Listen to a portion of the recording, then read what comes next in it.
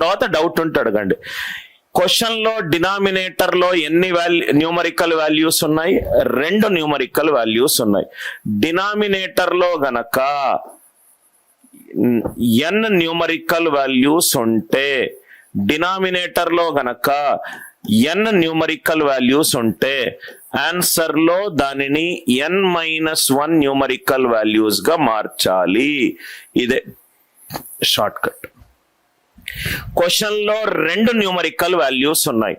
Answer లో ఇక్కడ n బదులు 2 పెడితే 2 న్యూమరికల్ వాల్యూస్ ఉంటే ఆన్సర్ లో ఒకటే ఒక న్యూమరికల్ వాల్యూ ఉండాలి. ఒకటే ఒకటి. ఫస్ట్ ది రాయండి, లాస్ట్ ది రాయండి.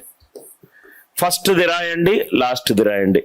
1/, ఈ రెండిటి మధ్యలో తేడా ఎంత? ఏం తేడా కాన్స్టెంట్ గా ఉన్నది? తేడా కాన్స్టెంట్, దాని వాల్యూ 2. దాని value 2. Are you all with me? దాని వాల్యూ 2. ఇది కూడా మీకు కన్ఫ్యూజన్ గా ఉంటే LT minus FT or LV minus FV. LV minus FV అంటే last value minus first value. Last value minus first value ఎంత?